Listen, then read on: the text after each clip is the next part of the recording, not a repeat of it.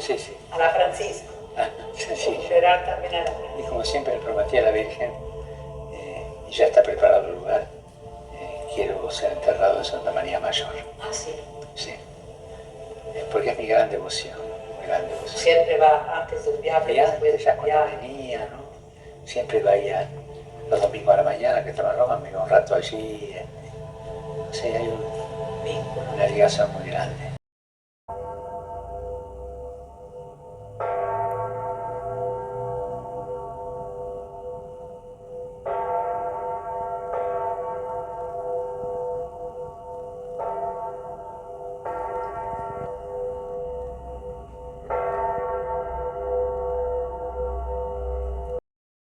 La noticia más relevante ha sido por estos días la muerte del Papa Francisco en Roma, una muerte que sorprendió a la mayoría y está dejando una profunda huella en la Iglesia Católica. Para el legado de Francisco empieza un largo examen desde su muerte y que se prolongará por años. Francisco, al parecer, ha tocado la vida de muchísimas personas, sin importar el país en donde estés, seas católico o no. Jorge Mario Bergoglio, el padre Jorge, como le gustaba ser llamado realmente al Papa Francisco, se convirtió en Papa en 2013, un Papa muy diferente de sus antecesores, donde la tiara papal, la mitra, los zapatos rojos aterciopelados, el oro y los materiales preciosos eran la norma de ataviado de muchos de los papas durante los siglos, sin olvidar aquel trono pomposo de rey en el que era llevado en andas el sumo pontífice por parte de algunos siervos. El rojo escarlata, por así decirlo, también era parte de la pompa y del derroche del guía religioso más conocido en el mundo en los últimos siglos, pero Francisco, el padre Jorge, jesuita de formación, lo tenía claro y asumió el papado sin olvidar a los pobres, según el recordatorio que él mismo explicó que le hizo su compañero de mesa al momento de la elección, el cardenal brasileño Claudio Homs, en la Capilla Sixtina como nuevo jerarca de una iglesia universal estimada en más de 1.000 millones de católicos. Desde que se convirtió en el Papa Francisco, Jorge Mario Bergoglio principalmente fue coherente en su sencillez y desprendimiento de lo material y de la parafernalia de la curia romana, una curia salpicada de corrupción, excesos, tradiciones banales sin sentido y como una férrea opositora a la universalización y modernización de la misma Iglesia Católica, que ha venido a menos en todos los aspectos, pero que aún conserva mucha influencia y poder religioso, político y diplomático. Los gobernantes, aún muchos sin ser católicos durante los años, lo han sabido. Por ello, no ha sido frecuente conocer ante la opinión pública de rifirrafes entre el Vaticano y los gobiernos. El Papa, aunque sin utilizar corbata y traje, tiene influencia política global. Prueba de ello es que el Papa Francisco, si bien era cauto mayormente y no buscaba confrontación directa, sí fue en la mayoría de casos muy directo en señalar lo que a su juicio no concordaba con lo que el espíritu de la Iglesia y hasta la voluntad de Dios o de la fe establecía, algo en contraste con la política y la gobernanza de algunos poderosos. También aquellas conductas individuales o sociales como el consumismo, la depredación ambiental, la exclusión social, la cultura del descarte, la sobreexplotación laboral y la ausencia de verdadera solidaridad con los inmigrantes, especialmente de aquellas personas que proceden de zonas conflictivas del mundo, crisis y conflictos originados por el mismo hombre, todas ellas contrarias a la voluntad de Dios o de la fe, según su valoración.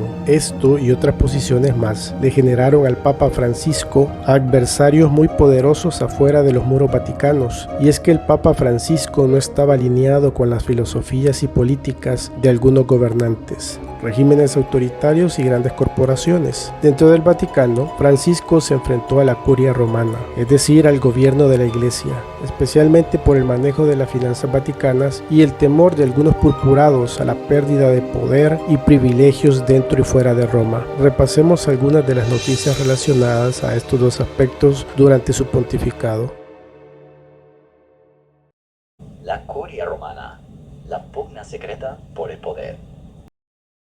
Cuando el humo blanco emergió de la Capilla Sixtina el 13 de marzo de 2013, pocos imaginaban el impacto que tendría la elección del primer Papa latinoamericano y el primer argentino en la historia de la Iglesia Católica actual. Jorge Mario Bergoglio, Papa Francisco, tomó el mando de una institución milenaria con sombras de corrupción, excesos y despilfarro y alejada de los fieles en muchos sitios del mundo. Su pontificado ha estado marcado por enfrentamientos con algunos de los poderes establecidos, tanto dentro como fuera de los muros vaticanos. Es dentro de estos muros, con sus intrincados juegos de poder y tradiciones centenarias, como el primer campo de batalla para Francisco. El Papa jesuita heredó una institución sacudida por escándalos financieros y de excesos, por lo que el jerarca argentino no dudó en enfrentar actitudes de carrerismo y oportunismo dentro de la curia romana y pronto enumeró algunas de las enfermedades curiales de quienes se habían alejado del servicio a la fe y de los fieles en pro de su peculio personal, del incremento de su propiedad, el afianzamiento del poder dentro de la iglesia, así como la ostentación y el señorío ante los demás, muy al estilo de los fariseos y saduceos en la época de Jesucristo y Roma. El diagnóstico de Francisco fue implacable sobre el funcionamiento interno del Vaticano, pero sabía que no podía hacerlo todo él mismo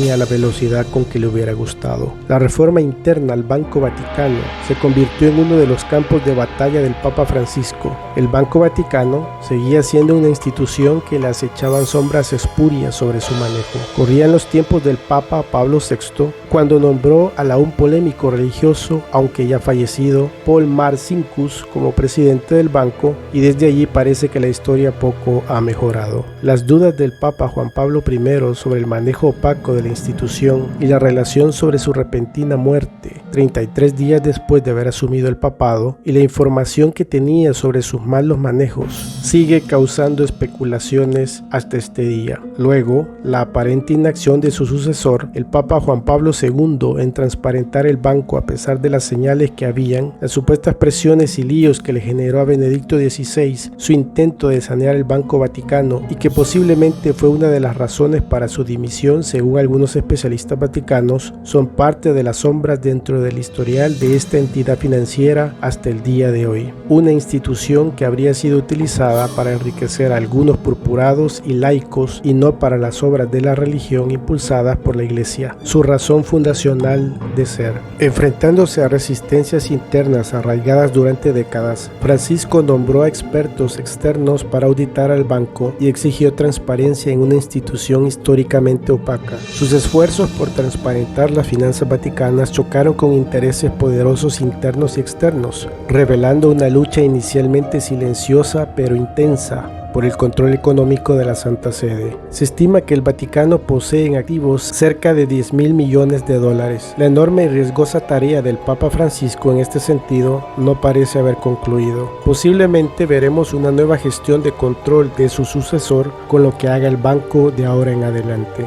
Otra de las tareas controvertidas del Papa Francisco fue su determinación de abordar los casos de conductas lujuriosas por parte de algunos sacerdotes y purpurados. Al crear una comisión pontificia y promulgar normativas más estrictas, Francisco desafió abiertamente a quienes preferían mantener estos temas en la gaveta. El mismo Francisco, pese a su determinación, cayó en la controversia, ya que tuvo que pedir perdón a las víctimas por su valoración inicial sesgada, en el que defendió sin ambigüedades al obispo chileno, nombrado por el mismo Francisco, Juan Barros, acusado de encubrimiento en casos relacionados a actos lascivos por parte del sacerdote Caradima, así como de otros sacerdotes más contra fieles laicos. Posteriormente, luego de las pesquisas en representación suya, por parte de un enviado independiente, el Papa Francisco destituyó a toda la cúpula de la Iglesia Católica en Chile, un país en el que la Iglesia Católica ha estado tremendamente desprestigiada como institución por casos muy sonados.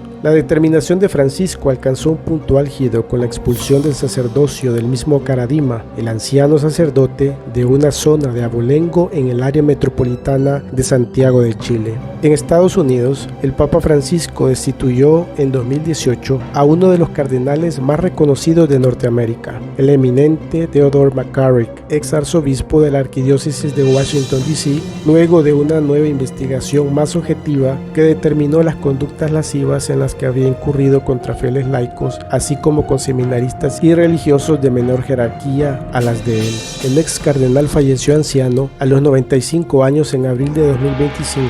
Murió destituido del ministerio público por parte de la Santa Sede. Francisco quien falleció días después que este ex cardenal tuvo una determinación papal al parecer diferente a los señalamientos que ahora yacen de supuesta inacción por parte de Juan Pablo II, ahora santo de la Iglesia desde hace unos años. Los casos del ex cardenal italiano Becciu por malversación dentro de la misma curia romana y del peruano Juan Luis Cipriani, también ex cardenal, acusado también de actos lujuriosos, fueron casos en los que Francisco ha quedado debiendo, ya que las medidas disciplinarias tomadas dan la sensación de medias tintas y no ejemplarizantes tanto para los eminentes cardenales como para la poderosa curia romana y los fieles católicos menos letrados en la doctrina.